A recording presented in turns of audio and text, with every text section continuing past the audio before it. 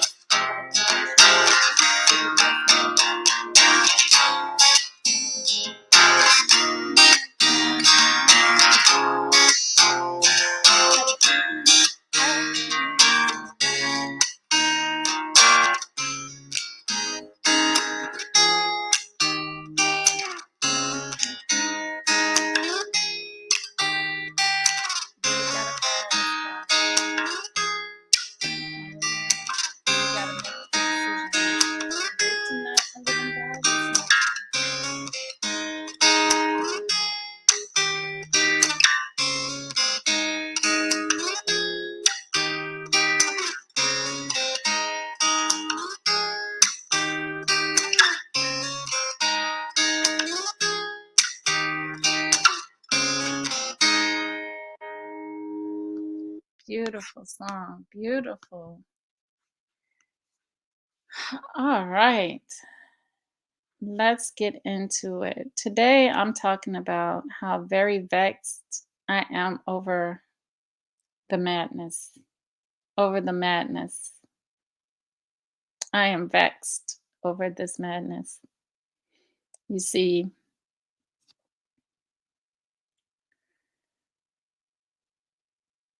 we are in a situation where, and I sum it up and I call it just like a very psychotic relationship, a psychotic situation that we're in. That we shouldn't be amidst one bit. Unknown caller. Hold on, family. I'm so sorry.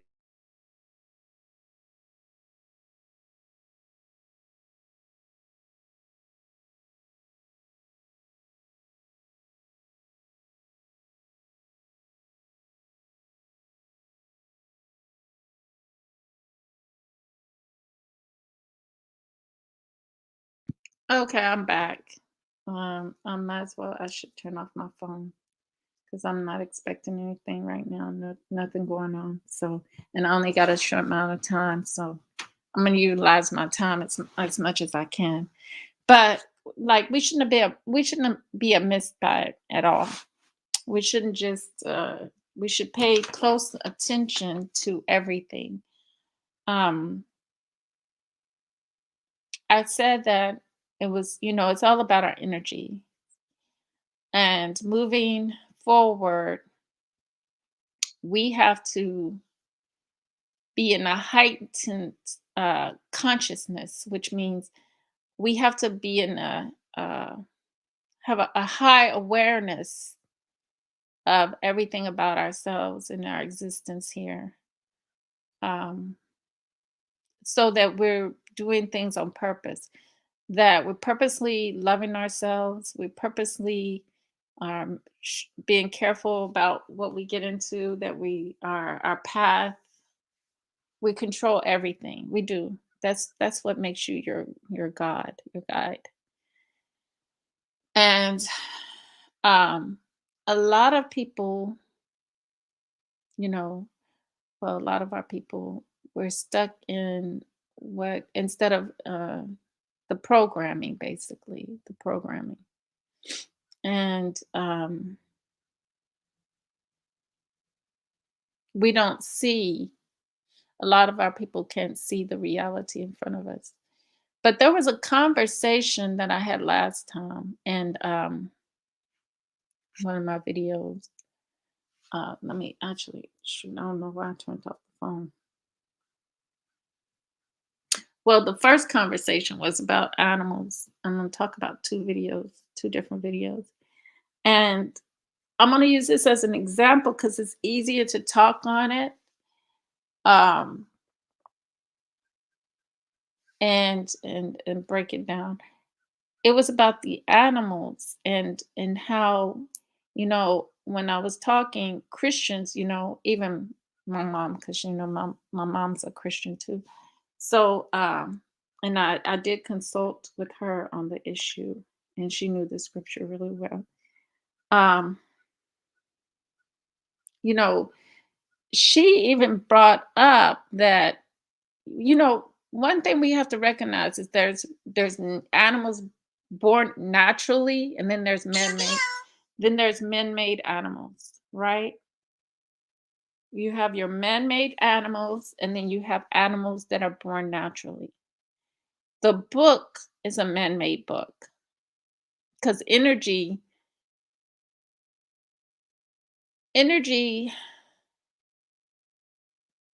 has no need to write a book for you. Get this. The book comes from energy, but it's not the energy inter- that needs to understand, or needs you to understand this literature, because the literature comes from a people. Words come from a people. Great words come from a people, not the words they've been converted to pull a people down into a lower state. But like I said, animals did never need humans to humans needed animals, but we didn't need them where we were subjugating them. They lived in the free, we lived in our free. We communicated with animals. There was a time when people could communicate with animals, like, you know, it is now. But you can start to understand why a certain group of people had their language wiped away, because the certain group of people powers had powers, and that cannot be denied, because then it puts into question, why would you wipe them of their language? Why did you rob them of their language if that's not true? There's a lot more to it than just wanting to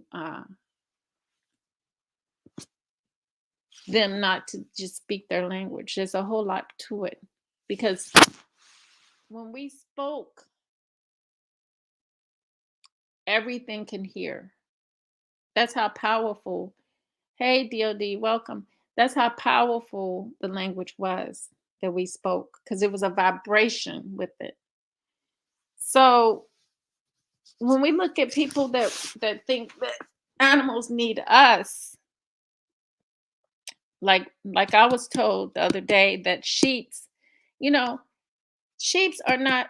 Some animals are just not nature, not naturally born. Some of these animals are man-made. We got to recognize that. If you got an animal in nature that don't know which way to go, that's committing mass suicide, you got to double think: is this a natural animal? Don't you know that the man that the white man doesn't cannot duplicate, cannot make can't do anything to us as far as connecting us with animals and DNA wise, and um, cloning us as black people, because we are they can do it when you admixture. Now when you become an admixture, they changing your DNA that way. When you mix interracial mix, you're changing your DNA. So they do take those children, and they're able to do those things with them. But as far as a pure 100% black man, they are not able to admixture you with any animal or anything, or do anything to your genes out of the ordinary, as far as like they do with the animals. They don't have that power to do that.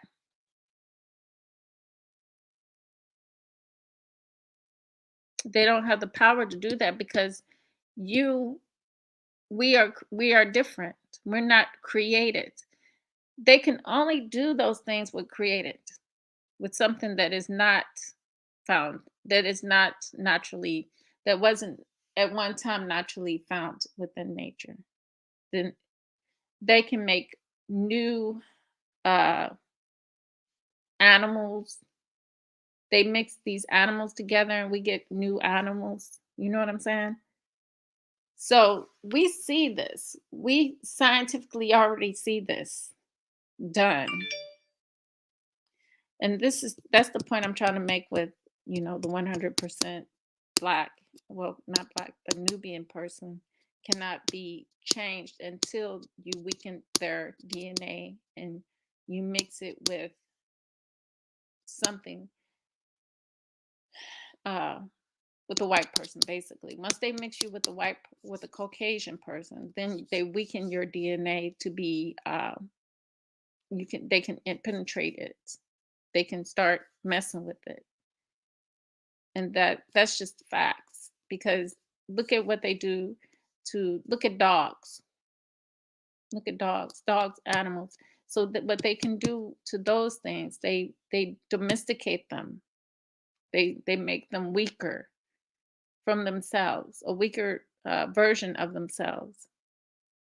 See, a dog comes from a wolf, so they mix it with a human DNA to make it more domesticated, to make it more like human like. And that makes a dog have to depend on humans instead of being out here in its nature and independent, like like where its parent that it comes from, which is the wolf. It's not able to do those things anymore. you know so when we look at the book didn't say, there was no, I mean, they see God as this man, when it's an energy.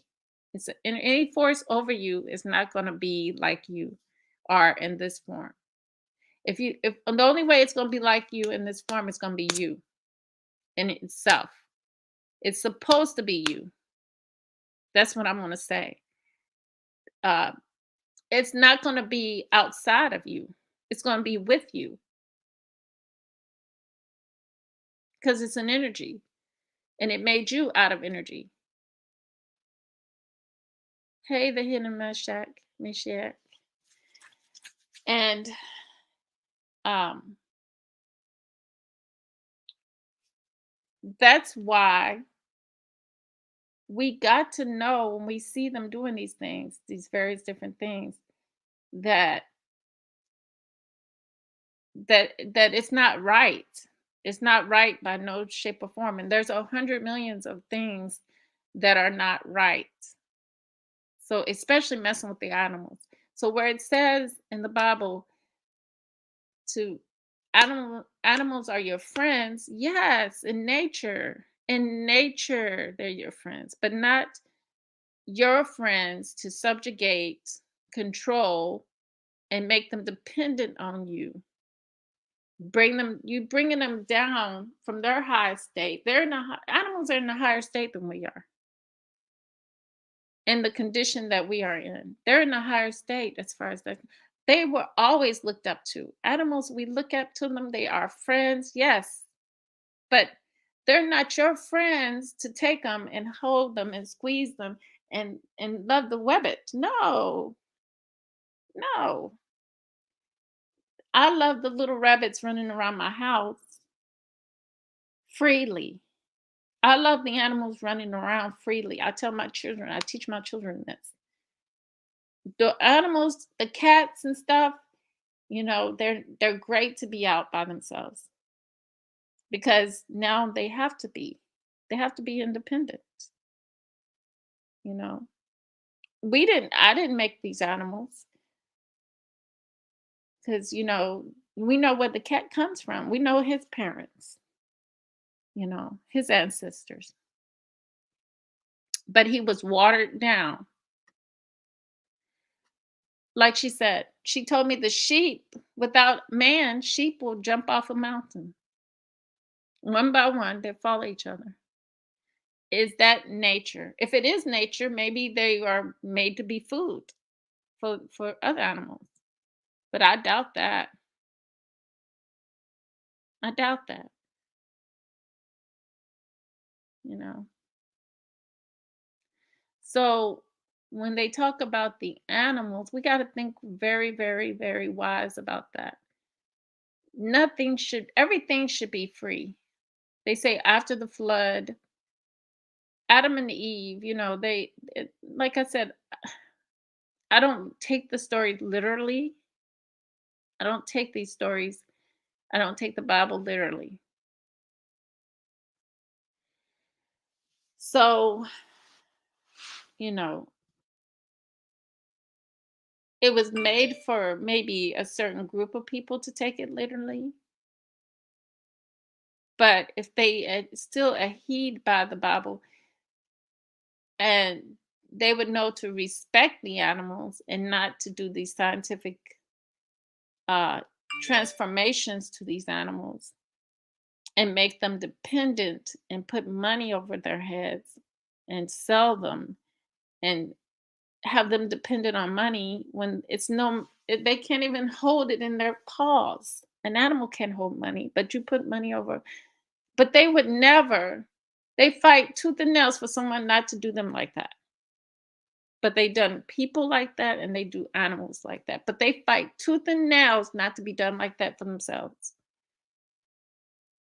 It's crazy. It's crazy,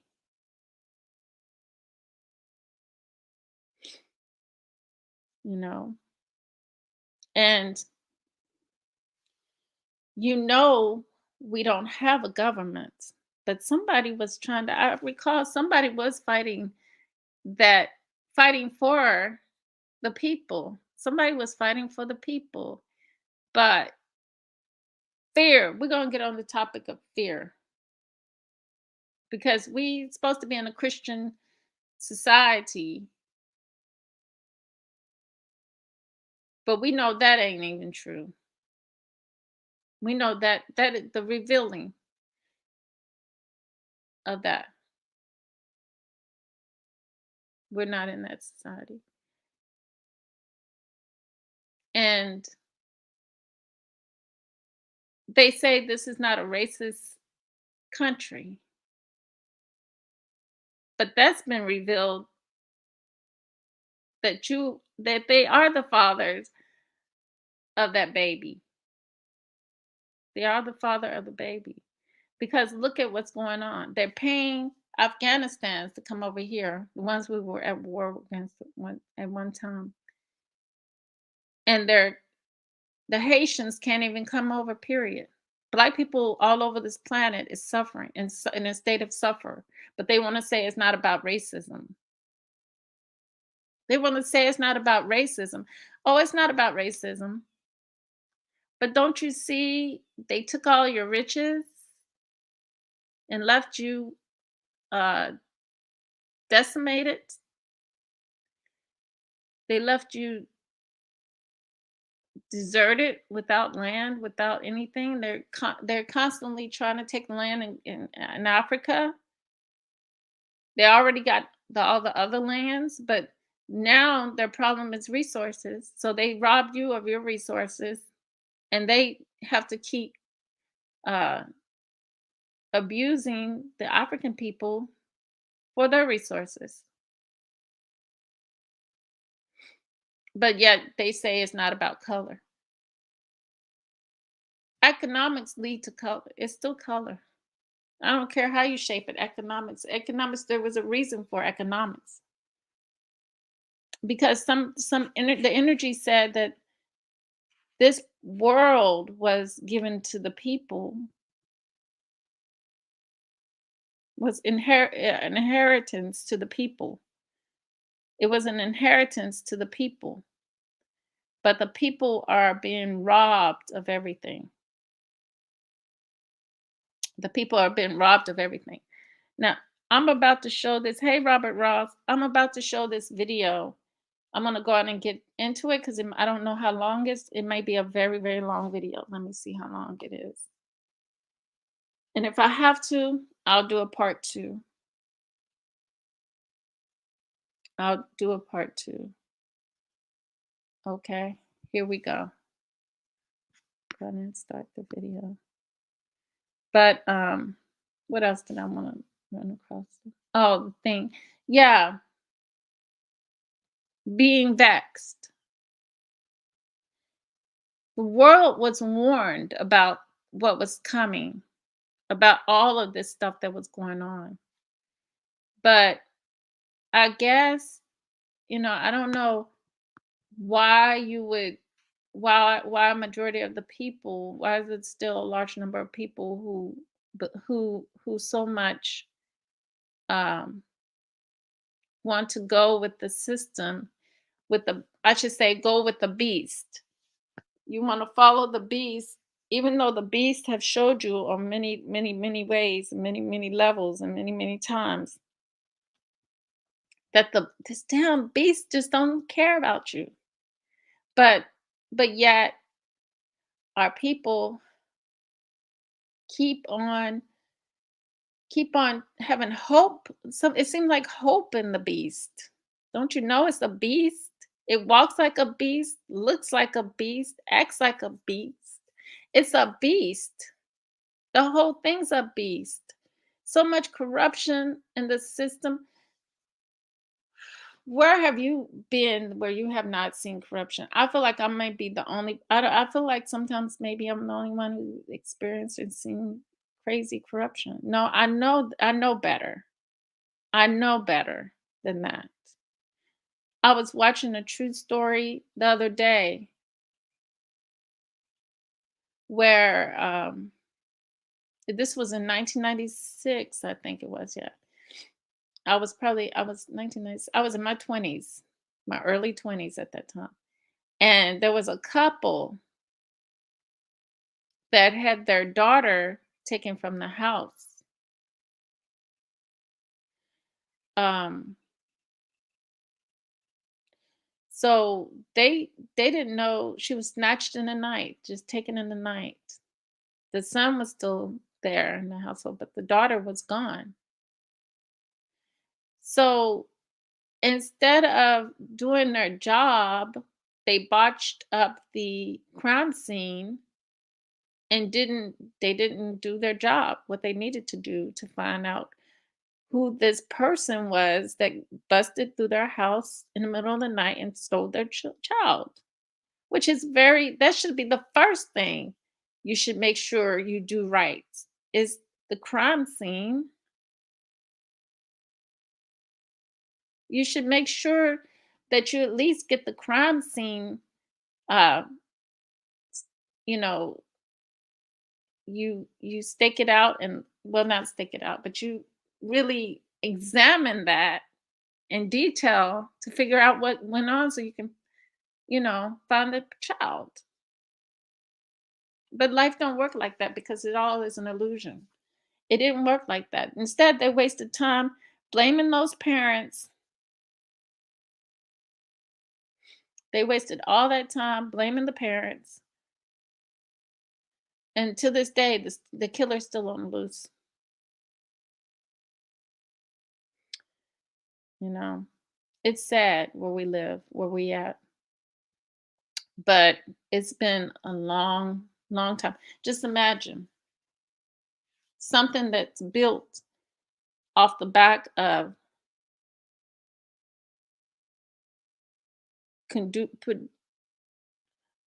putting people down to an animal state and having them do something for you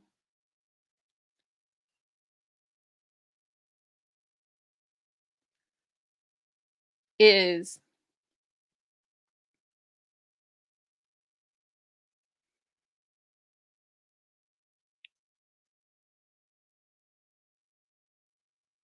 the most despicable.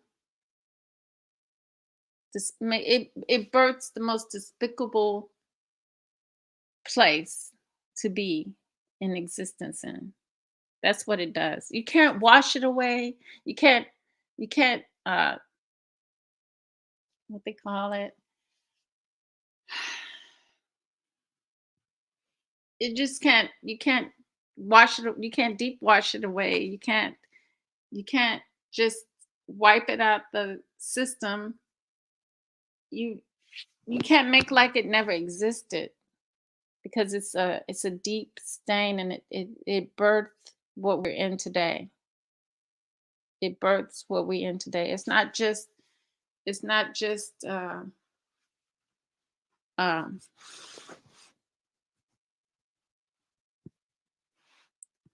it's not anything that is a simple fix whatsoever. From that energy that was created, you get all other energies. So you get a lower state of energy, a lower energy. You don't get no high vibrational energy from that. You're just not gonna get it. So what has happened is to keep on keeping the people in the same state of depravity and subjugation,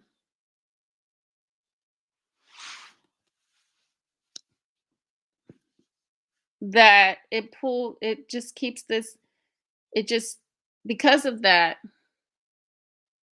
there's this battle, there's this war in the spiritual world that is eventually gonna wipe that bad low energy out, because that low energy can't exist as such. It just can't exist as such. And because it's not productive of it's not productive. It's not allowing people to be on their path. And when you're not allowing people to be on their path properly and experiencing this life, some people don't even get it. Some beings do not get a chance to even breathe air and live. That's called the abortions. And that's called not only abortions, but many times, uh, like I said, the little girl that was murdered, she was of age. She was probably about what, 8, 9, 8, 7, or 9, somewhere in that age range. You know, don't even give a chance to to live. Do you think that can go on? You think that can keep going on with this energy, lower energy, and exist like in such a way? No, it can't. So let's get into the video now.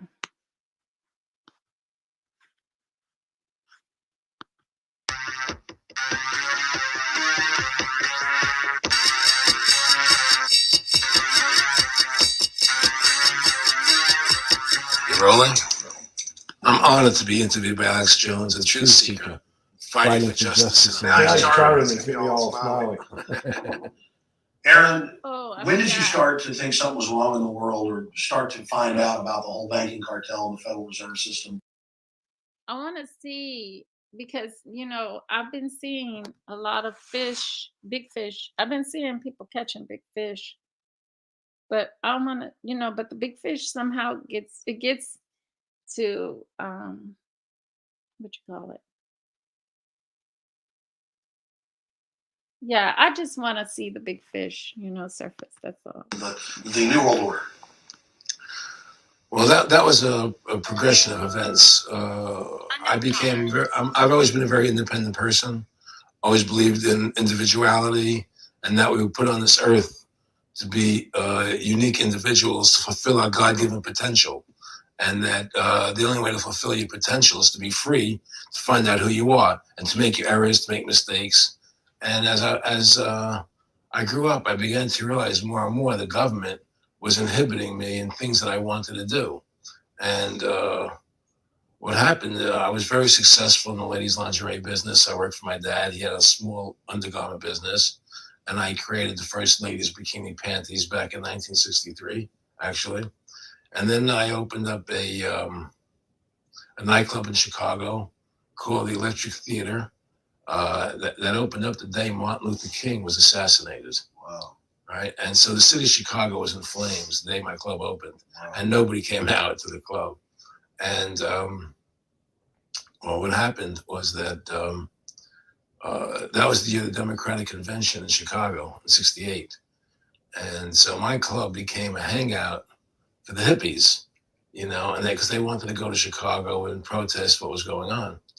And I was having a concert at my club one night to raise money. And the police raided the nightclub, my club, for no reason at all. And I was standing outside in my office overlooking the street. And I saw all these paddy wagons pulling up in front of my club. And I was a 24-year-old kid. I had no experience at all, really. So what are these paddy wagons doing here? And then I saw all these cops getting out of the paddy wagons coming into my club. I said, oh my God, they're raiding me. And so I ran down to the stage, and I got on the stage, and I stopped the band from playing.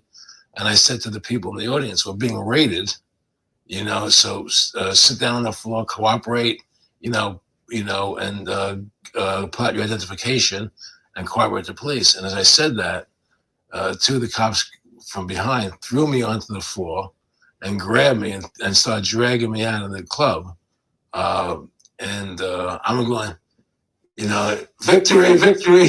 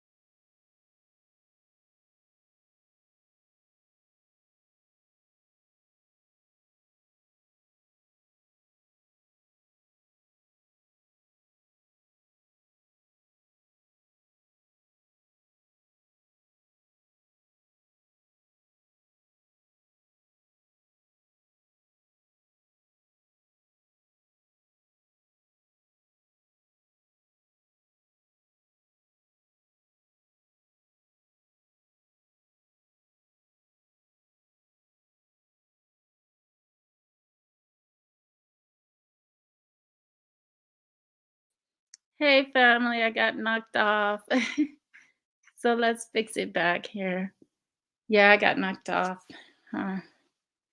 How you like them apples? Here we go. We're gonna start over again. I don't know what happened.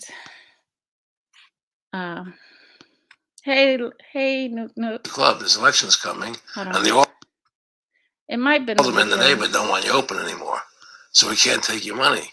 So I had to go to court and fight them, and they were trying to close the club. And then one night there was a fire, and the club never reopened again. The club just closed, and that was the end of the club. And they burned me down, and that was the end of my experience. And then I moved back to New York, where I met Bette Midler, and I ran into her at a little nightclub she was playing called the Improv, and I thought she was fabulous. And through a series of events, I began managing her. And as soon as I started managing her, her career took off like a rocket. Just fortuitous, I guess. And we became very, very successful. And through managing Bette, I started producing shows on Broadway where I won the Tony, and I produced a television show where I won the Emmy with Dustin Hoffman and Bette, and then I produced The Rose for her, where she got Academy Award nominations. Wow. And then that led me to producing Trading Places, which everybody knows. I think it's the best Eddie Murphy movie. Well, it's a good one. I don't know if it's the best, but it's a really good one. And I'm very proud I made that movie. And so in my mind, I feel as if I've made a classic comedy in Trading Places, a classic musical in The Rose, and a classic documentary in Freedom to Fascism. So I'm very proud of my work that I've done as a filmmaker. Back in the late 80s, I was a pretty big silver trader and gold trader. And I don't think I've ever told this story on tape before. I was a pretty big silver and gold trader. And I took, and I always paid my taxes, and I took what was a legal tax deduction on my silver trades. And a few years later, I think it was 88 or 89 or something, the IRS claimed that what I did, and other people did as well, was now illegal. We couldn't do it anymore. But they made it retroactive. So what do you mean retroactive? It was legal then. I did what was legal. I said, yeah, but it's now we're making it illegal retroactively. And that's not good. So you owe us $600,000 or $800,000. For what? It was legal. How could you make something retroactive? Change the law backwards in time. It makes no sense. Well, we're doing it. And so everybody said they can't do that. So we went to court, a class action lawsuit. And the judge agreed with the IRS and said they could do it retroactively. And that's when I knew that there was something wrong in America with the IRS and the system here.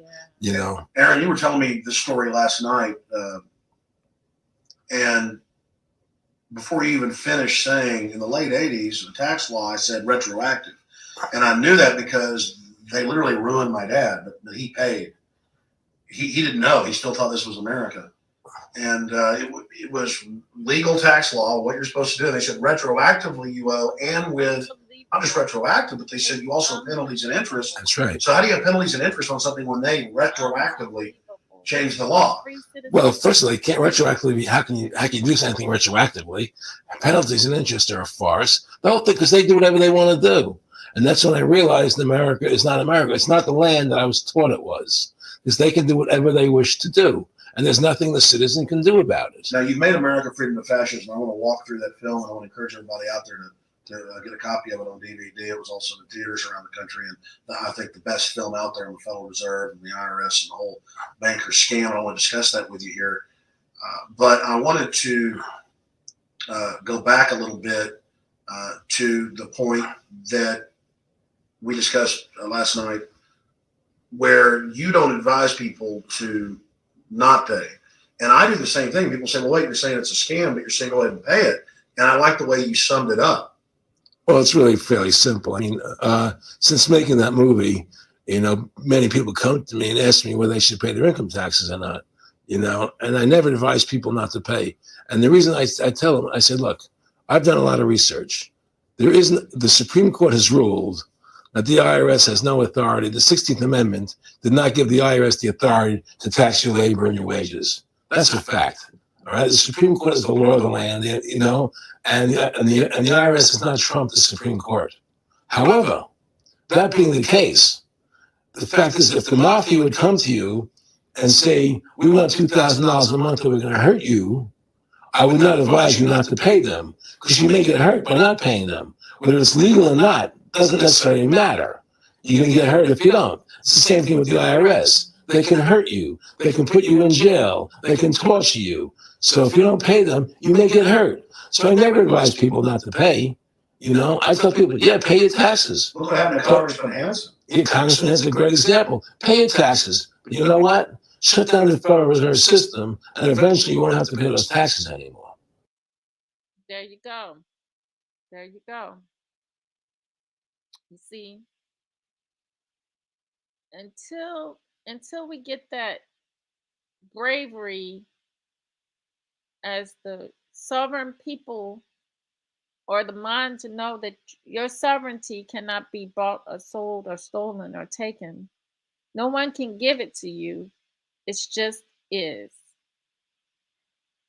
Until you get that mindset to know that then the people who we think is highly intelligent and the 1%, they got all the money, it's going to continue to take advantage of you and be and extort you, traffic you, bank you to death, loan you to death. control you, make you think that you're vexed, and send you on a vacation. They're going to continue to do this, and you're gonna allow them to do this, and then they're going to think that they can do greater things to you.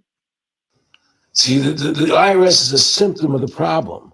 The real problem is the banking industry and the bankers in this country. That's where the real problem lies. That's the root of our problem. That's why we've lost America.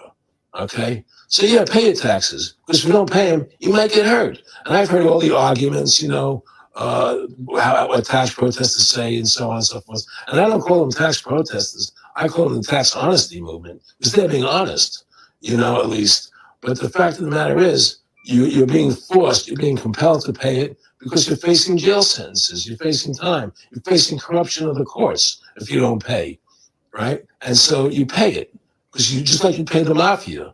But with the mafia, at least you have the government to call and try and help you to get past the mafia, to protect you. Here you have nobody to protect you. The American people are living in a matrix.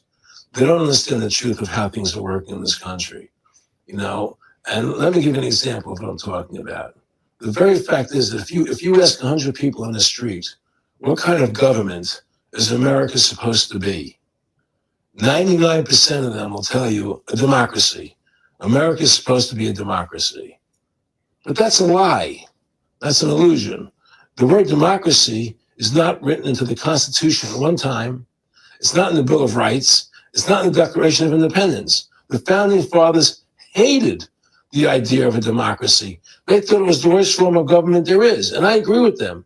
Because in a democracy, 51% of the people control 49% of the people. If you're part of the 49%, you're not free. America was founded as a constitutional republic. And in that constitutional republic that we have, 99% of the people can't take away the rights of 1%. You have your rights because you were born with them. You have God-given human rights that nobody can take away from you. The government, the majority, no matter who they are, I can't take away your rights. And that's what our founding fathers gave us. But the psychological operations that they do to us, They make you think that somehow some kind of paperwork or the processing you into their system somehow, it gives them they make you think that they have the right to take your rights or to decide what your rights are, or control your rights. But that's, you're sovereign. It just is what it is. It's no if ands, if ands or buts about that whatsoever. they make us believe that we're a democracy and that majority rules, you see? And they want you to believe that. So then they tell you this poll says this many want this and this many want that and this many want this. And it doesn't have anything to do with anything. Hitler was elected. Hitler was elected. Hitler did everything legally. And in a constitutional republic, a minority is protected against a majority. Wasn't it Benjamin Franklin, to paraphrase, that said democracy is two wolves and a sheep voting on what's for dinner? Exactly. And then he also said, in a republic, the sheep. Be careful of the stories that they tell you about people. A lot of it's embellishments, and they never tell you why. They'll just say he just started doing it, right? Would have a gun to protect himself, and that's the truth. America's not a democracy, but you ask the most intelligent people what form of government America is supposed to be, they'll say democracy, because that's what they've been brainwashed. They've been psyoped into believing that. They believe that we're in Iraq. They believe we're in Iraq to promote democracy. The word democracy, you hear George Bush saying democracy means freedom. No. Democracy equals New World Order. Democracy equals slavery. The word democracy is not synonymous with freedom. It's the opposite of freedom. Democracy is the worst form of government you can have. It's majority rule. And the government can tell you exactly what they want to tell you to do. Because the majority wants it. I don't care what the majority wants. I live my life as I choose. And if I don't commit violence, theft, or fraud against another human being, I can live my life as I wish. That's my choice. And if I'm allowed to make mistakes, because when you make mistakes, you learn from them. You grow as a human being. We're put on this earth to become the best individuals we can be. to fulfill our God-given potential, right? We're not here to put on this church so that the government can tell us how to live our lives and what we must do. We put into these systems and these paradigms. No, the same thing in health. If you're sick, you have to have a certain protocol. Nonsense. Be individuals, think for yourself, have critical thinking, And so what's happened is that because they've taught everybody that we're a democracy, which is not true, now, so then in 1913, they bring the Federal Reserve System into being, right? And now you have this Federal Reserve System, which in 1913 got the right to create money for the government, when before that, the government created its own money. Now the government, when it needed money, had to borrow it from this private bank called the Federal Reserve, which is a private bank owned by individuals, incorporated in Delaware. And so is that better? What happens is now the government borrows money from them to fund the government. And the government says, well, we have to pay these people interest. How are we going to pay them interest? Let's impose a tax on the labor of the American people, which never existed before, to pay the interest to the bankers. In fact, in 1980, Ronald Reagan said not one red cent of your income tax money goes from the country, all goes to the Federal Reserve. Well, it was the Grace Commission report that said that not one nickel goes to the infrastructure of the country. I guess Reagan quoted that. Right. And so, but the point I'm trying to make is that by creating this Federal Reserve System, the government now became dependent on these private banks for money. And they started taxing us, you see. And so now what happens is that in 35, I believe it was, Social Security started.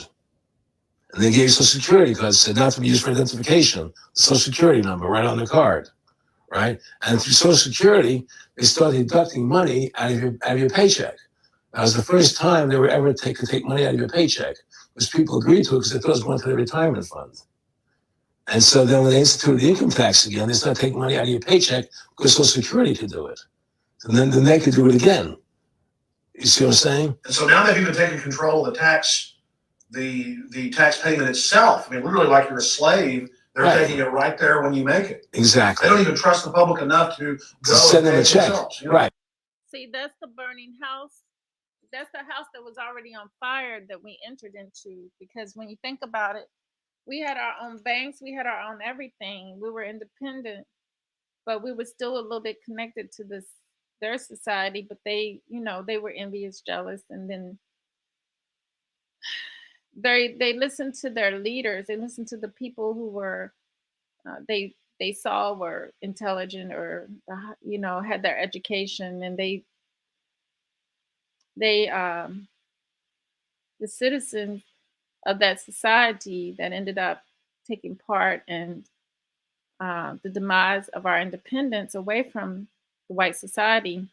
They ended up destroying what we had, and we ended up getting tricked and pulled into this mixture, this mixed society, this melting pot that was already, they were people that were. That's why I say sheeps. We followed sheep. We follow sheep.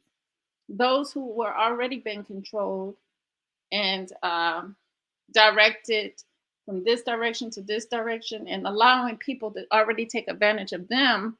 They couldn't see why they weren't able to progress, but it was people within their own group that were taking advantage of them.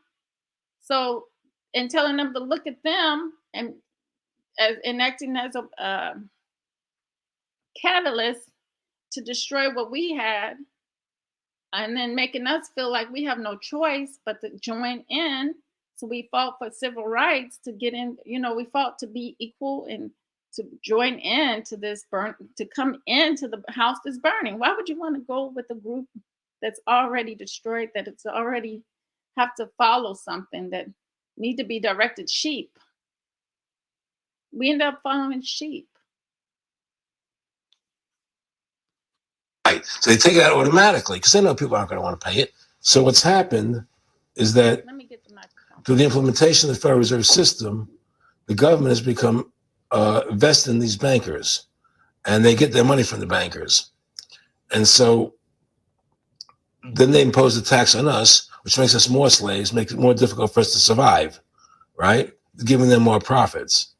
And now what's happened is that through the Federal Reserve System, the bankers have pretty much taken control of our government. It doesn't matter Republican and Democrat anymore, because they're both the same.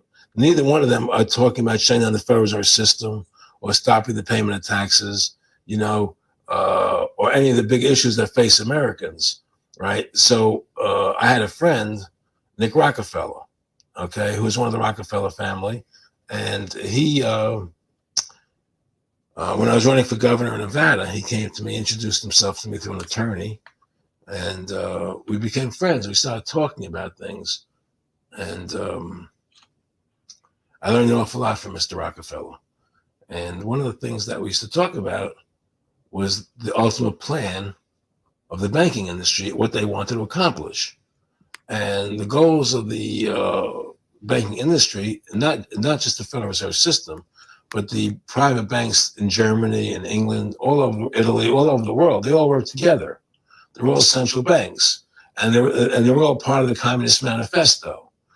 Central banking is one of the major planks of the Communist Manifesto. We talk about America being a capitalistic country, but yet at the same time, you have a central bank that plans everything for us, right? And the graduated income tax is another plank of the Communist Manifesto, right? So right there, you have two major planks of the Communist Manifesto that have been brought in because of the Federal Reserve System, okay?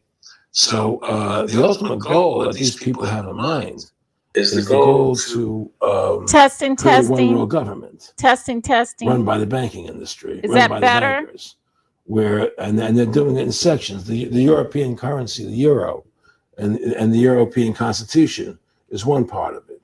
Now they're trying to do it in America with the North American Union, right? And they want to create a new currency called the Amero, right? And the whole agenda is to create a one world government where everybody has an RFID chip implanted in them. All money is to be in those chips, right? There'll be no more cash. And this is getting me straight from Rockefeller himself. This is what they want to accomplish. And all money will be in your chips. And so instead of having cash, anytime you have money in your chip, they can take out whatever they want to take out whenever they want to. If they say you owe us this much money in taxes, they just deduct it out of your chip digitally. Total control. Total control. And if you're like me or you, and you're protesting what they're doing, they can just turn off your chip. And you have nothing. You can't buy food. You can't do anything. It's total control of the people. And that chip's connected to a database that has your purchasing records, what you do, what you sell. Everything is in there, And so they want a one world government controlled by them, everybody being chipped, all your money in those chips, and they control the chips, and they control people, and you become a slave. You become a serf to these people. That's their goal. That's their intentions. Eric, can you be specific about when you met Rockefeller, how it happened in these discussions? I met Rockefeller through a female attorney I knew who called me up one day and said, one of the Rockefellers would like to meet you. I had made a video called Mad as Hell, and he'd seen the video and wanted to meet me and knew I was running for governor of Nevada. So sure, I'd love to meet him. And I met him and I liked him. And he was a very, very smart man. And we used to talk and share ideas and thoughts. And he's the one who told me 11 months before 9/11 ever happened that there was going to be an event. Never told me what the event was going to be, but there was going to be an event. Thank you, DOD. And out of that event, we were going to invade Afghanistan to run pipelines from the Caspian Sea. We were going to invade Iraq, to take over the oil fields, establish a base in the Middle East, and make it all part of the New World Order. And we go after Chavez in Venezuela. And sure enough, later 9/11 happened. And I remember he was telling me how Did we not see all this? See soldiers looking in caves for people in Afghanistan and Pakistan and all these places. Did we not and already see and this? There's going to be this war on terror, which is no real enemy. and the whole thing is a giant hoax, but it's a way for the government to take over the American people. He told you it was going to be a hoax. Oh yeah. There's no question. He says there's going to be war and terror, and he's just laughing. There's no who are we fighting? I mean, why do you think 9/11 happened, and then nothing's happened since then? Do you think that our security is so great here that these people who pulled off 9/11 were able to can't knock down another plane? Come on, it's ridiculous.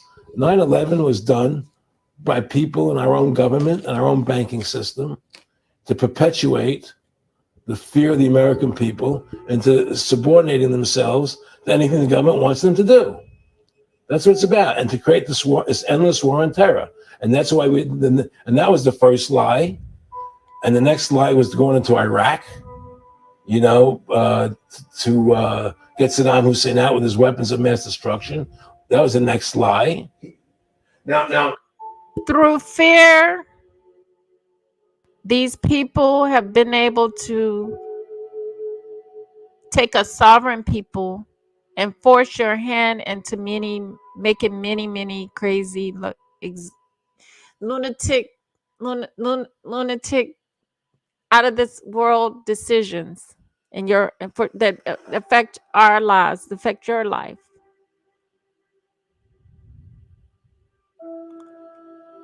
It makes no sense. It makes no sense.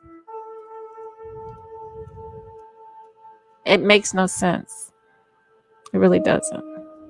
specifically, this was a little over 6 years ago.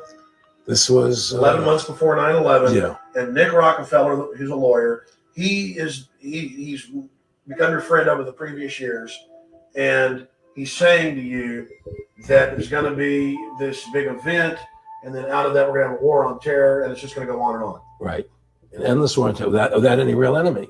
That you can never define a winner. And Hold did on, you say that it's going to be perfect because you can't define an enemy? He transitioned. He transitioned. Many of our people are going to be transitioning. But over here on the channel Light Bearer, we don't believe in death. We believe in eternal life. We believe that you live on. It's just your energy. And these people want your energy to be stuck. And that's what happens.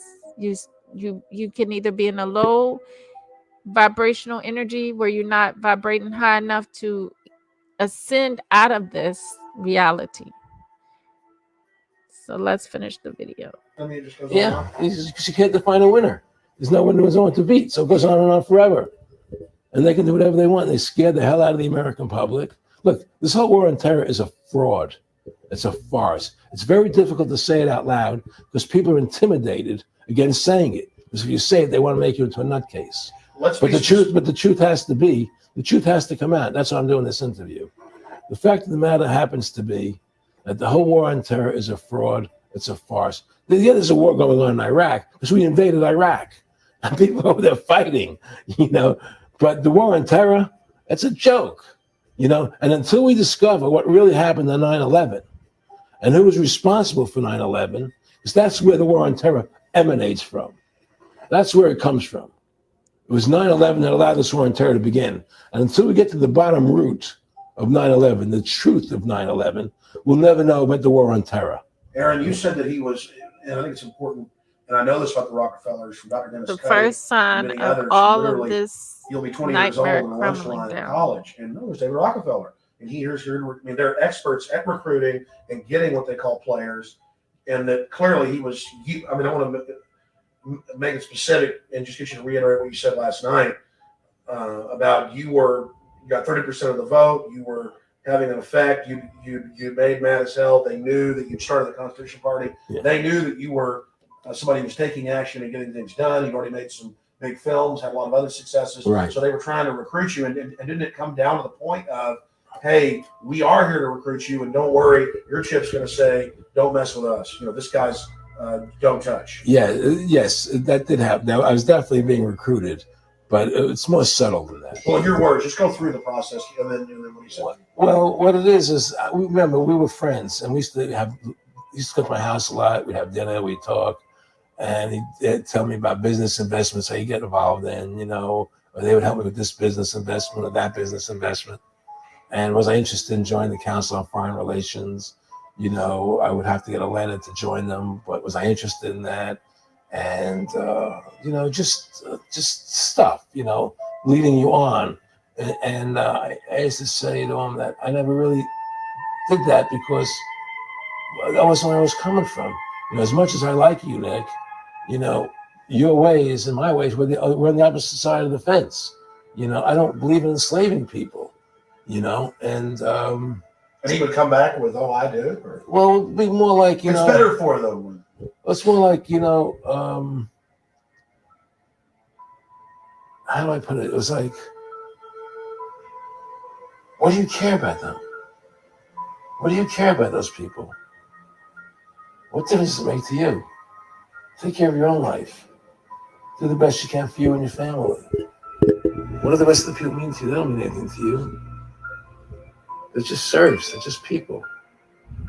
It was just a lack of caring, and that's just not who I was. It was just sort of like cold, it was just like cold, and I used to say to him, what's the point of all this? You have all the money in the world you need. You have all the power you need. What's the point? What's the end goal? And he said the end goal is to get everybody chipped, to control the whole society, to have the bankers, the Guess elite what, people, family? Guess what? the bankers and some governor controlling the world. And You want to know why? You want to know why they have to have this control and they're moving forward with that agenda? Because if you remain, like I said, 100% natural being, you are a threat. You become a threat to them. And they cannot continue on in their control. They know their control is it comes to an end. It all comes to an end. And they want it non-ending. They want it for infinity. They want it for eternity. But it's coming to an end. It's coming to it's coming to a really dark ending. It's coming to an end. And I said, all the people in the Council on Foreign Relations believe this way. You do? No, no, no. Most of them believe they're doing the right thing. A lot of them believe it's better off being socialistic. We have to convince people that socialism is really capitalism. This America's becoming a socialist country. It's a communist country today.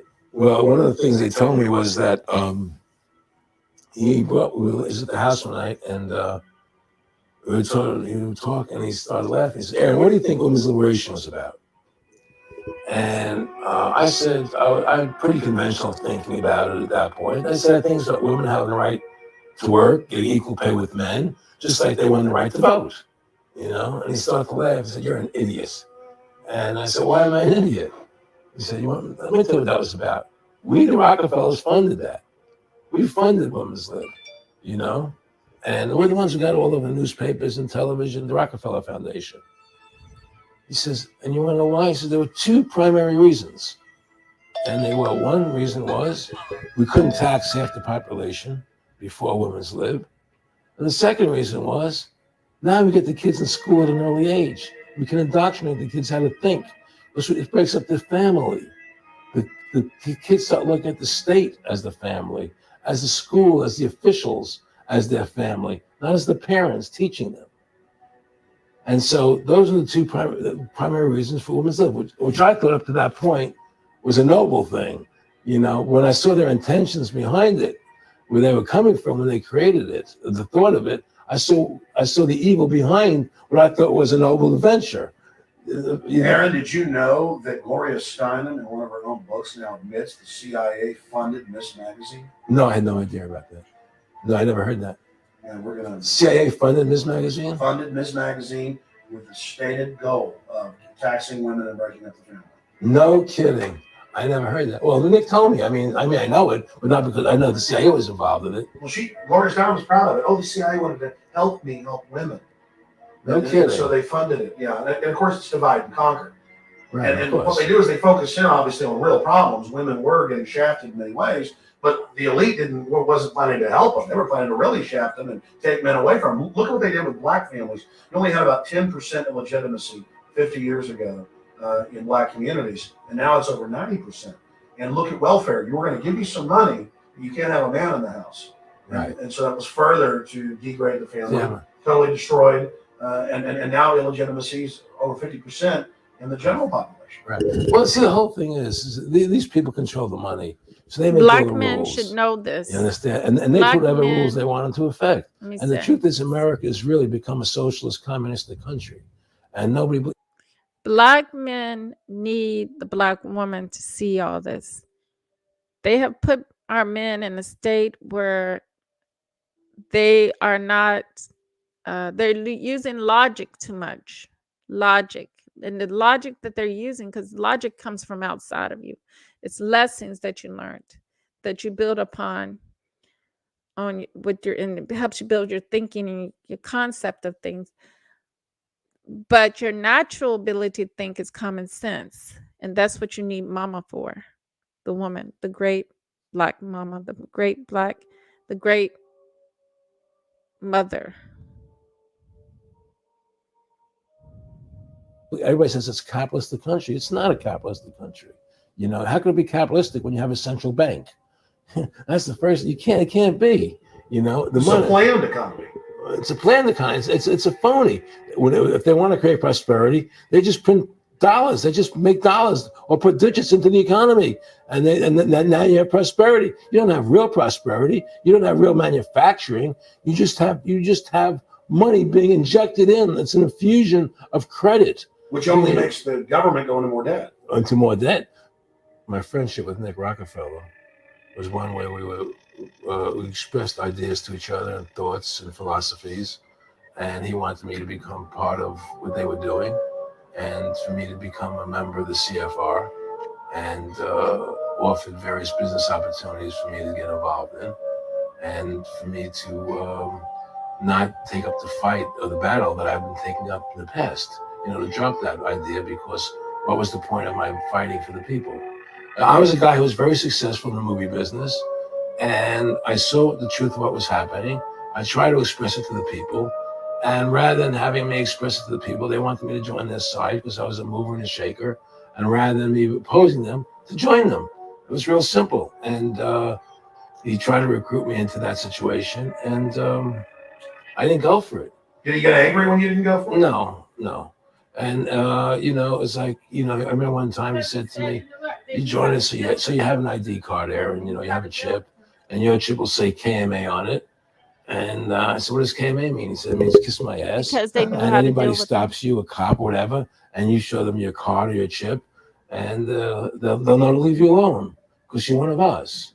And why are you fighting for the people for? What is that about? The people just, they have to be ruled. They have to be, the Constitution, what you're standing for, is only for a few people. It's only a few individuals that can live that way, And we believe that a special society to be ruled by an elite people who control everything. And I said, I don't believe that. I believe God put me on this earth to be the best person I could be, and put everybody on this earth to be the best they could be, not to be a slave and a sheep to you and these people. And I don't understand why you want to control everything. What is the need for that?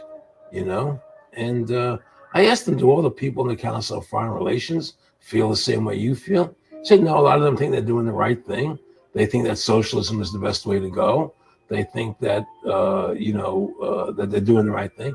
But the people at the top, they all know the truth of what's happening. And that's what it is. So it's compartmentalized within the elite structure as well. Of course it is. I mean, all the people that are in the CFR, was that 2,000-3,000 people, I forget, like Dan Rather, they don't know what's going on. They join the CFR because it's prestigious. They think it's good for business, it's good for this. They don't know what's really happening. The evil that comes out of it, that's emanating out of it. And to me, the biggest evil is what's happening right now, because what happened on 9/11 is a phony, and we've never learned the truth about 9/11. That's the question I wanted to follow up on. He tells you 11 months before there's going to be an event, all this is going to happen. What did you think on the morning of 9/11? Where were you, and did you think about Nick Rockefeller and what he had told you when you saw those towers fall?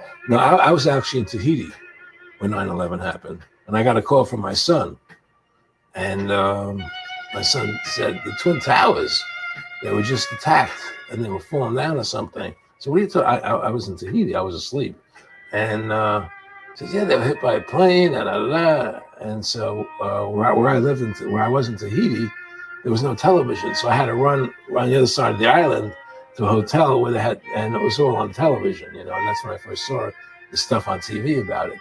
And I didn't immediately equate it to Nick, but when I realized that we were going to Afghanistan, Iraq, and as that developed, I realized what it was. I mean, to me, I see people like Bill O'Reilly on television, right? And I see how much they control the media. Like there's this girl on Bill O'Reilly the other night from an organization saying the world can't wait. And this girl was spot on. Everything she was saying was the truth. And all Bill O'Reilly could do was call her a lunatic. He couldn't challenge the facts. They just call people names. They can't, and until we just find that, look, this world, we're heading into a world of danger, possible nuclear wars, because the banking industry is trying to take over the world. 9/11 is the beginning of the war on terror. That war on terror is leading us into Iraq, which is the next lie. So you had the lie of 9/11, how that happened. Nobody knows how Building 7 came down. Okay, we know 9/11 was a fraud. The American people don't know it, but more and more of them are believing it. Okay, so that was the first lie. Besides the inception, I'm not going back to the inception of the Federal Reserve, that original lie, but 9/11 was the first lie in this present state we're in. 9/11 is the kickoff of the war against the American people and the people of the world. 9/11 was a phony. It's a fraud. It didn't happen the way they told us it happened. Now, because of 9/11, we then had the authority to go into Afghanistan and Iraq. Iraq didn't have weapons of mass destruction.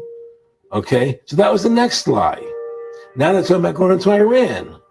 Now, how would you feel if you were Iran and you had this big, powerful country, America, go into your next door neighbor, take over their oil fields, right?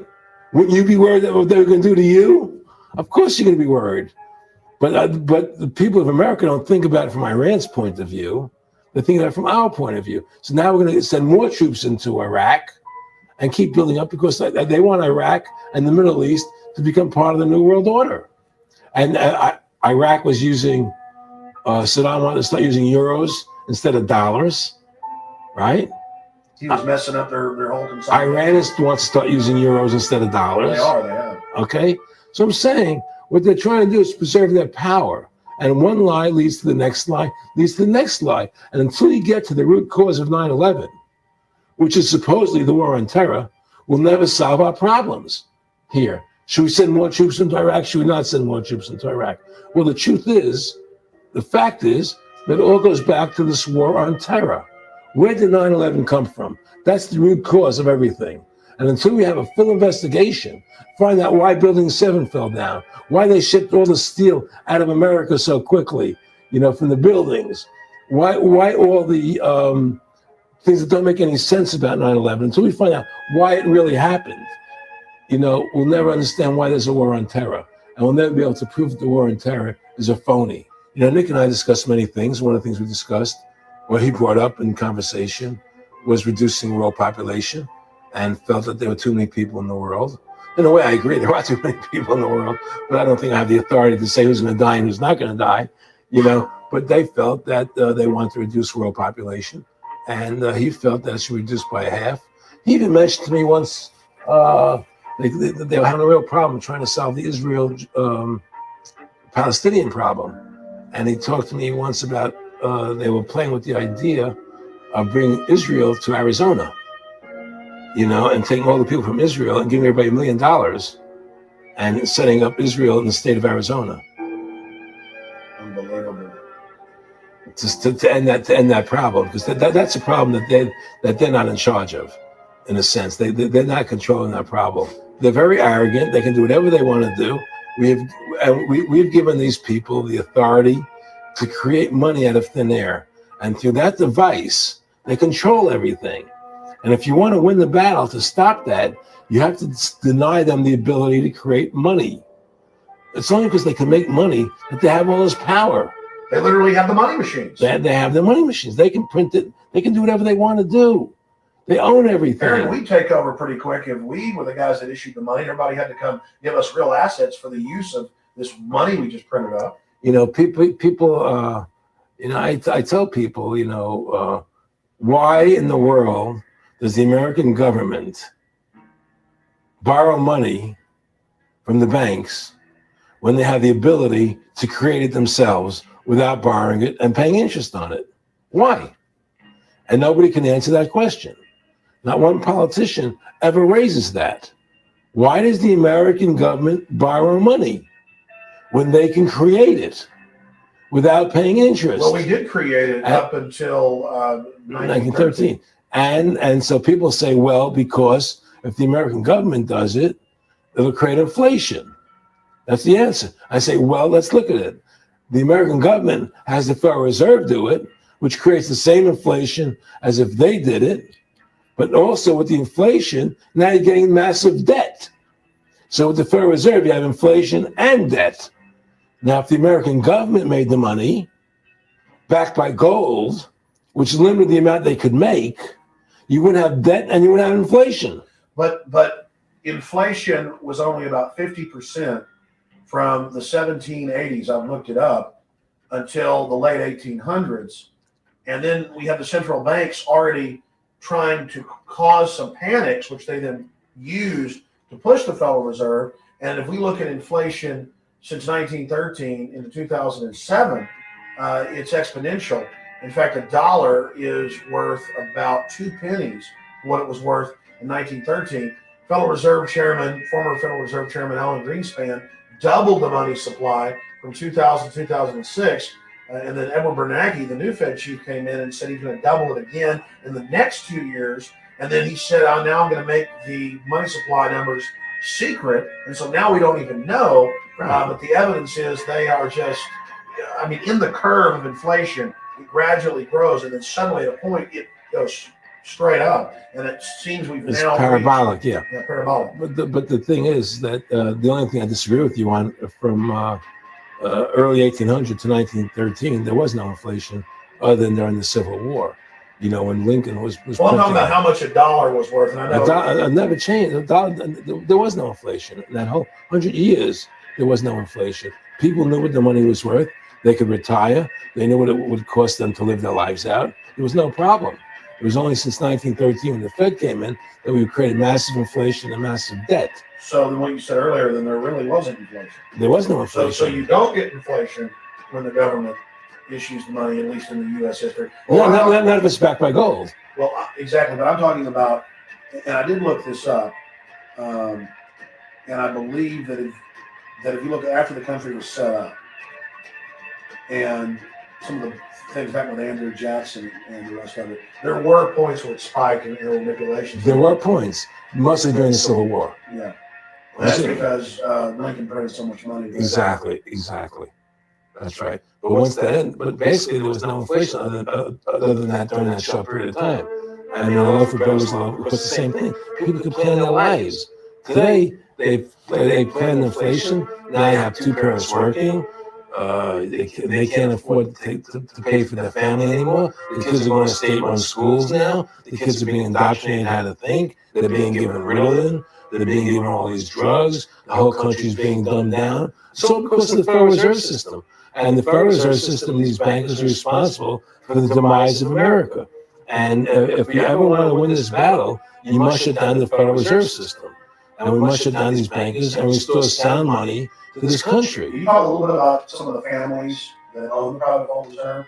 The stock in it? Obviously, you say you're not a big expert on home reserve, but you talk about how it's the same system worldwide. It is the same families. They meet, kind of set the policy each year, and then it goes to the Royal Institute of International Affairs in England, it goes to CFR in the U.S., and then these are their management bodies where they wield control really the de facto Congresses over the nation. So I know I'd like you to speak some about the families that are under the Federal Reserve, and you can't connect it into these other international bodies. Well, I can't speak to those things because I can only speak about what I know for fact. Everything else is speculation. I don't like to speculate.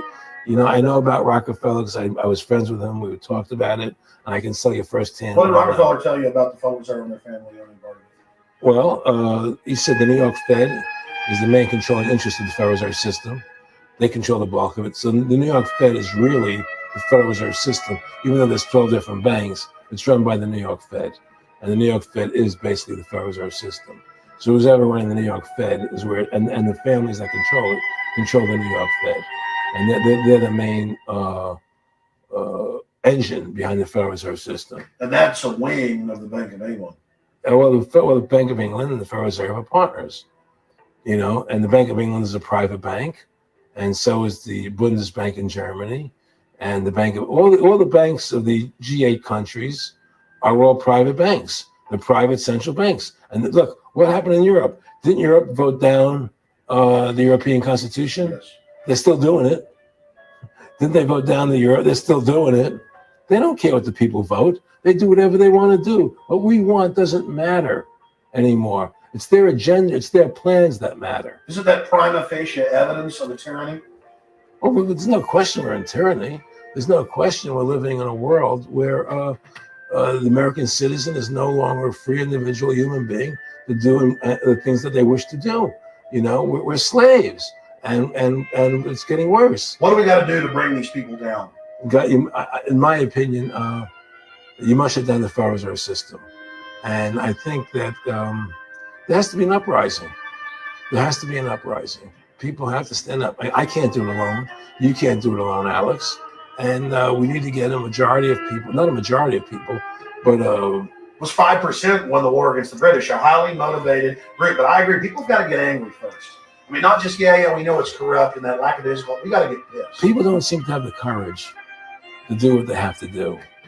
I want to say you've got a lot of courage. Well, thank you. I don't know if I have a lot of courage. I just have I want to thank you for what you're doing for my family. Well, I have a sense of conscience and I have a sense of justice. I get nervous about what I do, but I do it because there's no other choice. I couldn't live with myself if I didn't do it, But the fact of the matter is, I've ostracized myself pretty much from Hollywood. People are afraid to deal with me in Hollywood a lot because of what I do and the things I say. I don't go along with routines. A lot of people in Hollywood know the truth. They're not willing to stand up and speak about it.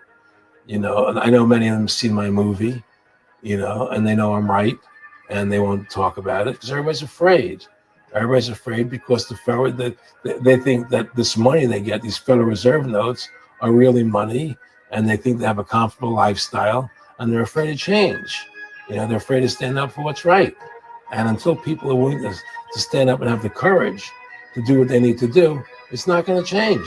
And hopefully, what you're doing, what I'm doing, what other people like us are doing, can affect the change that people will stand up and say, "Hey, I've had enough." The thing is, we have one advantage. That they need us to cooperate. See, if we don't cooperate with them, they can't win. And so they always need our cooperation to go along with their programs. So they try to sell us. Right. They try to sell us. Democracy, this majority says this, believe in this, do that. The war on terror, we got to be scared. They're always trying to do things to sell us that will go along with them. And once we learn not to cooperate with them, then we win the game. And that's the point. Don't cooperate with them. Don't go along with the program anymore. Stop it. Join forces. You and I should run for president and vice president and take over this country and bring freedom back to this country. That's what it's like. Two people like you and I, statesmen who believe in freedom, who believe in Thomas Jefferson and the Constitution and the founding fathers to make this country whole again. Because right now it's in the grip of the evil ones, and the only way to stop that is for good men to stand up. Was Edmund Burke said, evil can only thrive when good men do nothing? Yes. Right? Well, we got to do something. That's what it is, Silence is golden. When it comes to your freedom, it's yellow. We have to stop being scared. We have to stand up and do what's necessary to take back, to stop these bankers, these elite, this government full of lies, congressmen full of liars. You know, people take destroying our borders. Creating a government. I mean, imagine this. Yeah, here you are in America, and they're combining America, Canada, and Mexico into one country, the North American Union, and the American people don't know anything about it. It's not even in the press. They'd rather talk about Rosie O'Donnell and Donald Trump calling each other names than discussing the fact that we're merging into one country. The press doesn't even report it. Or that Paris Hilton doesn't wear underwear. Yeah, Britney Spears. But I mean, who cares? I mean, the fact of the matter happens to be that tells you how controlled the media is. Here you are combining America, Canada, and Mexico into one country, and you don't see it in the press. Unless maybe it's Lou Dobbs. You don't see it in the press. You just don't It should see be it. the top story everywhere. Everywhere, and not worry about it, really. Why? That tells you there's the evidence that it's controlled. They don't want the American people to know what's going on. That's why they don't protect our borders. That's why we're losing our Constitution, the very document that secures our freedoms. Well, I think if you analyze the situation, and if you realize that since the Federal Reserve has come into being in 1913, illegally, without a constitutional amendment, by bribing a few senators during Christmas vacation, they turned over the most important power that the American government has, the creation and issuance of money, to a private bank.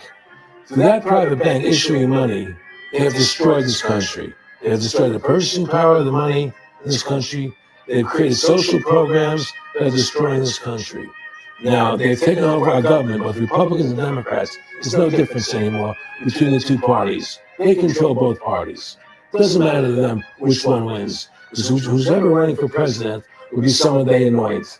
Okay? Whether it's Hillary Clinton or John McCain running for president next year, they're going to be people that are going to do what they want them to do.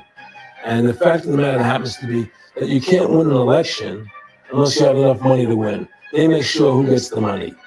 Okay? So through these bankers attempting to take over America, knowing America was the freest nation in the world, it was necessary for them to take over America, take away our gun rights of freedom to bear arms, and create a country where we become slaves. Because once they take over America, the rest of the world becomes a lot easier for them. And so by creating 9/11, an event to terrify the American people that were being attacked by terrorists, you create a world where there's an enemy that can never be pinpointed. You can never win the battle.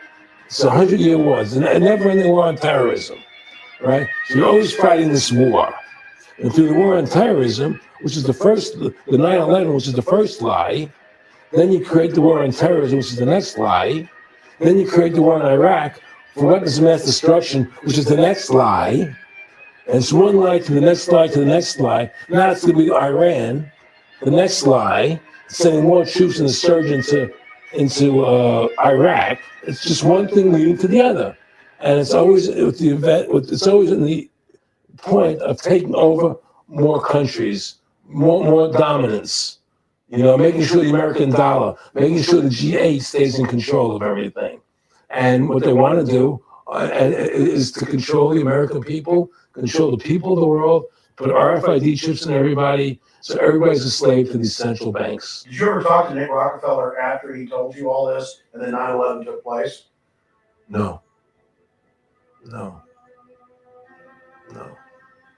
But he told me that you're going to see men running around caves looking for Osama bin Laden. You're going to see men looking for, these guys, and they're going to be, They told you it was all going to be bull. It's a phony. The whole thing is a fake. It's a fraud. Was he laughing or was he just coldly saying this? No, it was more laughing. Cynical. Laughing. It was more like, how stupid everybody is. How stupid everybody. We can do whatever we want to do. Well, it is ridiculous. It's like with Al Zakari. They claim they killed him like 14 times. And they never said, well, we didn't kill him last time, but we killed him this time. They never even now they're like practicing being ridiculous. But what about bin Laden being in the American hospital getting kidney help Yeah. right? In the American hospital, right? They could, if they wanted Osama bin Laden, they could have gotten him. Oh yeah. It was right in the American after the coal. Well, every time our troops really would catch some Taliban leaders, they would be ordered by the generals to let them go. That's come out in the newspapers, but only here or there. And they kept going. And then Pat Tillman was complaining about it, and then he got shot. I talked to his brother, Oh, you did? and then he got shot. And there was a big hero charging Al Qaeda. No Al Qaeda. He just somebody shot him in the back. Look, we're dealing with complete evil. We're dealing with complete evil. And until the American people wake up and say, we don't want this evil in our country anymore, and we want to come back to a country of decency and goodness and integrity and honor, you know, we're going down that road. And that's what it's going to take. It's going to have people stand and say, we don't want to live in this kind of a world anymore. You know, I believe we should pull all our troops out of Iraq. I believe we should leave other countries alone. Let other countries live their lives the way they choose to. You know, stop trying to spread democracy around the world, which is the worst form of government there is anyway. Restore our republic. That's what it's supposed to be. And go back to what the founding fathers gave us. And try and restore that. Restore the republic. Look, the point of everything is that we have to mobilize. Each one of us. You and I can't do everything, Alex. You and I may be leaders. We may be out there and people listen to us, what we have to say and follow us. But the truth of the matter happens to be, it takes all Americans to stand together, to stand tall, to mobilize and say, we're not going to take this anymore. I'm mad as hell. I'm not going to take it anymore. We're going to stand up and fight the battle. And you and I can't do this alone. We're just leaders of the thing.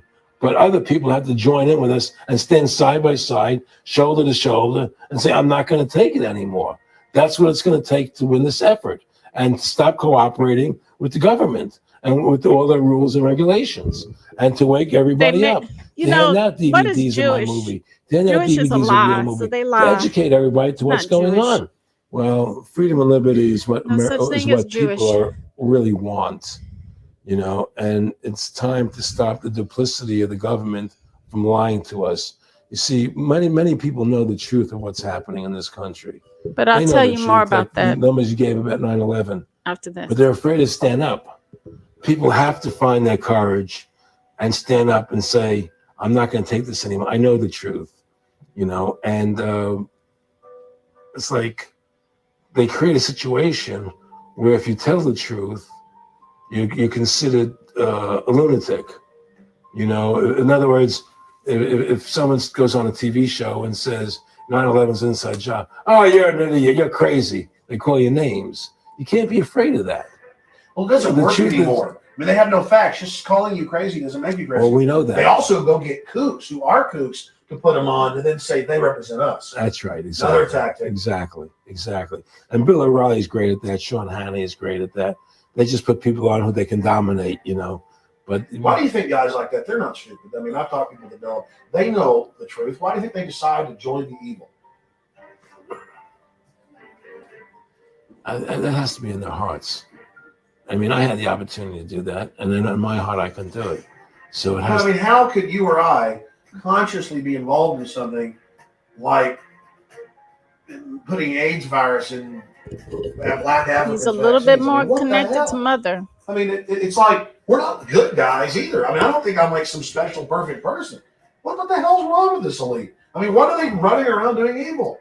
I mean, they just run around continually doing evil. I think a lot of them think they're doing the right thing. I think a lot of them think they're doing the right thing. Not the top elite, but people within the system, you know. But I think that it's all about, as Nick said to me, it's about control and power. They have all the money they want. They can make all the money they want.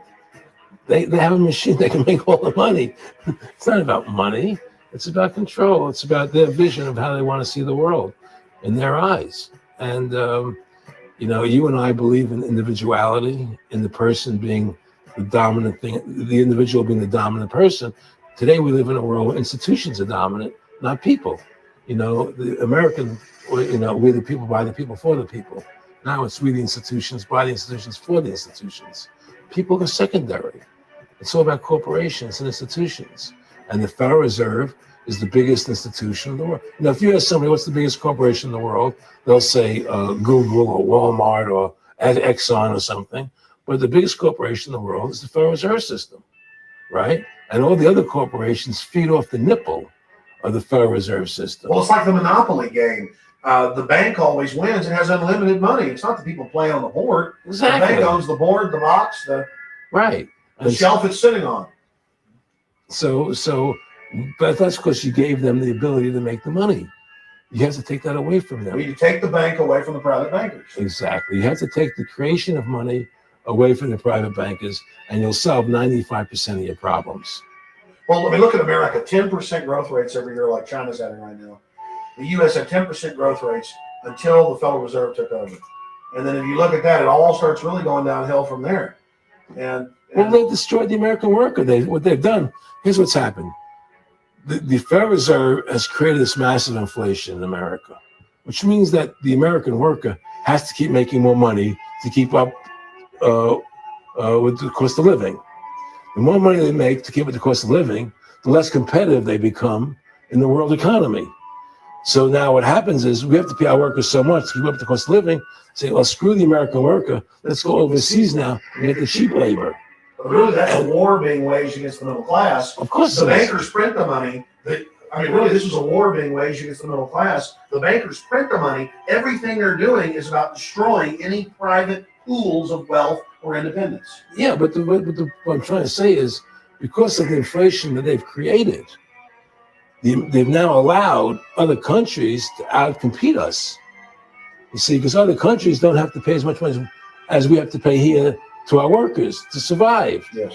So now we're not competitive anymore. So we've lost our manufacturing base. We've lost our competitive. In the old days, the American worker, you wanted to buy everything American. You wouldn't buy anything from Japan. This was cheap crap. And what does that leave us? It leaves America this military force. And so the elites giving us a deal. We'll continue to build up your military and give you homeland security jobs, shift your economy over to being the bulldog enforcer of the New World Order. Exactly. You can either and by controlling the economy, they force everybody into that position. That's exactly correct. That's exactly correct. And we there's no more manufacturing here. We're a service economy. We do nothing. We provide nothing. We provide nothing to the rest of the world anymore. Well, first of all, Freedom to Fascism is a movie that everybody should see, because we show the fraud of the income tax. We show how judges put people in jail for no reason. We show the corruption of the justice system, and we show how the Federal Reserve came into being and how it's controlling society, and how all the central banks of the world are working together through the Bank of International Settlements in Switzerland, which is the central bank for all the central banks, and how they all work together to create this one world government, one world order, which is what they're trying to do. So, Freedom to Fascism is a movie just to get you a good basic education about how the world is really working. And I really want everybody to see that movie. Critical. In terms of the CFR, in terms of compartmentalization, I mean, there are many good people, I believe, that are part of these organizations who don't even understand what the organization's really about. People like when I was in Germany doing cancer treatment, there was a good gentleman there who was visiting a friend of his who had cancer, and he was a member of the CFR, and we were talking, and I showed him the movie. He said, "Oh my God, I'm going to resign. I had no idea this was what CFR was about." He had no idea. He was just a nice guy. He thought he was in this prestigious organization. Yeah, a lot of it's about getting good people, and so you can watch them. Keep your friends close, your enemies closer. Well, no, that wasn't even that. Was a lot of people join the CFR because they think it's a prestigious organization. It'll help them in business, make good business contacts. They didn't have an understanding that the CFR is really about world domination, about how they and the Trilateral Commission, the Bilderbergers all work together, with the banks to control the people. They don't understand. A lot of them don't understand that. They don't see the big picture. Oh, it's CFR. It's a prestigious organization. I'll make this one. I'll make that one. I can do good business deals out of it. It's just business to them. The CFR wants to get the people in there that have influence and power, and so they're part of that. So they're not opposing them, It's like the whole country today is becoming the haves and have-nots. You're getting the very, very wealthy. The middle class is being destroyed, and you're getting the poor people. Isn't this just a slick mafia that took over and uses fancy PR? Well, now you can call it mafia, you call it whatever you want, but it's definitely a criminal organization. There's no question about it. But this criminal organization that has prestige, you know, that appears to have what's the word I'm looking for? Uh, Class. Class, style. It's like, respected. It's respected. People don't look at it as being a criminal organization. That's what a great job they've done. People look at Alan Greenspan as being a hero. The maestro. Money's a funny thing. I was talking to Michael Eisner one day, and I said to Michael, you may have $1 billion, Michael, but they're all dollars. If the dollar goes bad, how much money are you going to have? You know, and that's the thing. That's their Everything worry. is denominated in dollars. Everybody thinks in terms of dollars. The dollar has no value. There you go. And then Whoop, someday there it is. everything returns to the mean. Well, really, the whole universe, financial universe we live in, is a matrix for us. Yes, it is. And that's why it's going to come crashing at some point. And they're going to try and hold it up as long as they can. I mean, whenever they want to manipulate the markets, they can. If they want to send the price to go down, That's why they need the chips. They want to send the stock market up, they can. There you go. There's no more free markets. You don't live in a society where free markets rule anymore. You don't live in a capitalistic society. But meanwhile, they say it's capitalistic Right. and free market all day, when really they're waging war financially and politically. Exactly right. Aaron Russo, I want to thank you for this interview. Anything else you want to add? No, I'm happy to do it for you. How about your website? My website, freedomtofascism.com. Go over there, take a look at it. But just folks, all I can say is, take our country back, restore the Constitution. Don't let these bankers do this to us anymore. Stand up. Don't be afraid of them, and do what you got to do. And I have plans in the works, and when I get over my problems, we'll reveal them. And Well, I'll be supportive of that. thank you, guys. And listen, you've done a great job alerting people to the truth. And don't be afraid to be ridiculed by these people. If 9/11 was a phony, and I know it was, then stand up and say it's a phony. Don't be scared to tell the truth. Don't allow their powers of trying to make you look silly to frighten you. What do you think of what Charlie Sheen did? I love what Charlie Sheen did. I was so respectful of what he did. I just applauded him. People saw right through that attack. They flipped the light switch. Yeah, but you see, the thing is that more people don't come out and do it. To build that wave, Charlie did it. I'm really proud of the guy. David Lynch did. But the media was smart and didn't bite this time. Right. I mean, a few people have, but they're not picking up on it because they control the media. James Brolin did on the View. I heard that as well. But again, they're not picking Barbara up. Walters looked like she's about to have a heart attack. But they don't pick up on it. You see, they don't allow it to go anywhere. It comes if someone says something, they let it die. But they keep perpetuating, the war on terrorism. They keep perpetuating all these things that are lies. And because we've given the Federal Reserve the money-making power, they control the media, they control the government, and they're all in bed together. So you're fighting all this propaganda all the time, and it's a very difficult fight. Whoop, there it is. Whoop, there it is.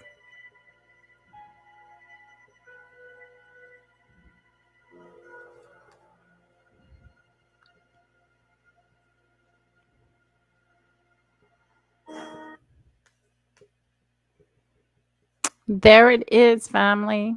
You see, if only this was an insider. This is not hearsay this guy's talking about. This is his first hand experience that he's telling us about, that he's explaining to us what he, was about to be connected to. But, he led them on to get more and more. And he got all the information that he needed so that he could make a decision whether he was going to go with the devil or was he going to walk away. And he chose to walk away. They think death was his ultimate decision, because if you're not with them, they think they want, they want death to be your ultimate ending, but it's not. It's not. It's not. He chose a higher, greater thing in his life, and even though they chose, they thought that he had chose death, he was able to uh, cast spells upon their agenda. And that's exactly what he did. He cast a big spell when he did these videos that he did, right? So that it can fall upon the ears of the people, and that the people might know and see, be able to see the coming of those who want to subjugate, control, and make you think, dumb you down and make you think that somehow you're not sovereign. It doesn't, paperwork can't change your sovereignty. Nothing can change your sovereignty, because you got to think, when you're dealing with paper, you're not dealing with something that is equal to that nature that gave you your sovereignty. It's all, like I said, a constructed illusion. It's just a constructed illusion. It's not real. Then your sovereignty is real. So something that's not real cannot take away something that is real. It has nothing to do with it. It's not powerful enough to do that. And that's when your thinking and your mind comes into play. Because like I always say, the mind is a powerful thing. And we really, really, really need to we got so much as a individual that we have to work with and work on, and our minds are very important to do that. We wouldn't be going through dementia. There's all kinds of things out here that we can do to exercise the mind. Meditating is a great one. Pushing the mind to its outer limits. Um, like I said, exercising the mind with puzzles, and keep learning, keep doing, doing your favorite activities, things that are pleasing, things that are enjoyable to yourself, that pushes the mind on a constant basis. uh, Solving puzzles and stuff like that, mysteries, you know so um not only thinking in the logic, but also balancing the mind out with the femininity that we need, because that femininity is very important with the logic. Because sometimes I find that too much logic can be too much for me as a woman. So, and then too much but we can never get too much of our natural thinking. We've been pushed so much into the masculine, and it's affected us greatly, you know. So family, with that said, always remember true love, real peace, and the higher self within. We have to um, we have to not allow fear to make our decisions. And in making our decisions, especially about what moves we're going to make to get ourselves out of this mess, we don't need fear. We don't need to be working on fear and emotions. We don't need to be working within fear in our we don't let our emotions lead us. Those emotions need to fuel us. It needs to be instead of leading us, it needs to be controlled, and it needs to be a fuel. It needs to be us controlling it, and our and it working and helping our ability to move forward to complete our tasks at hand. And that's to defeat and catch this big fish to fry. With that said, true love, real peace, and the higher self within the soul. Till next time, peace.